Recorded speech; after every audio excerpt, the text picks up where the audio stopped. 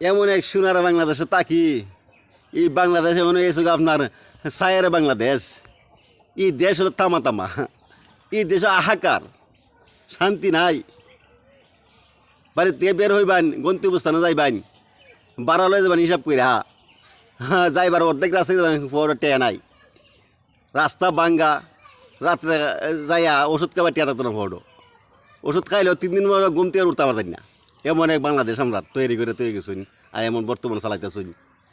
তো আপনার কিছু লোক আছেন আপনার, তাদের মুখ বুব হয়ে গেছেন গা, তারা এখন আর কথা হইতে পারেন না, কিছু বুঝুন সুঝুন না। তারা এখন কিছু বলে না।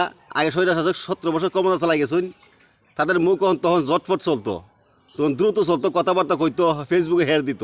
এখন তারা বুবা, এখন কিছু আর বলে না, তাদের গন্ডারের সামরা। তারা শরীর আর গরম টরম লাগে না, তার বিদ্যুৎ থাকলেও সই, না থাকলেও সই, তেল থাকলেও সই, গ্যাস থাকলেও সই, না থাকলেও সই। তারা কিছু বলার নাই, দেশ কিছু বারক বা কমুক, তারা কিছু যায় আসে না। আরে ভাই, রাত্র রাত্র, দিনে দিন বলতে হবে, সাদাকে সাদা, কালোকে কালো বলতে হবে। এটা যদি না বলেন তাহলে আপনি প্রকৃত মানুষ না। এটার জন্য দায়বার আল্লাহর কাছে কাঠ করে দাঁড়াইতে হইব ভাই বন্ধু। তো আমরা এমন বাংলাদেশে থাকি, বিদ্যুতের কথা না হয় বললাম, কি আর কিছু আর কি আর বলবো।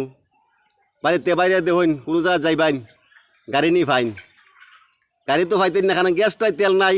এটা একটা দুযোগ কেনা বাংলাদেশ তৈরি করে তৈরি গেছেন বা বর্তমান চালাইতেছেন। সরকারি বাজার সাধারণ, আমাদের গ্রামের বাজার, সন্ধ্যার পরে আপনার 2 ঘন্টা খাইতেন, একটা গাড়ি পাই না, রাস্তা ভাঙ্গা, বুঝছেন, এমন একটা অবস্থা তৈরি হয়েছেন।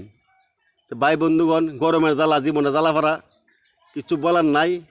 বাকিটা আপনারা বুঝছেন নিন। আর যারা মুখ খুলুন না, আপনার সত্য গন্ডারের চামড়া, আপনার গরম চরম লাগুন না।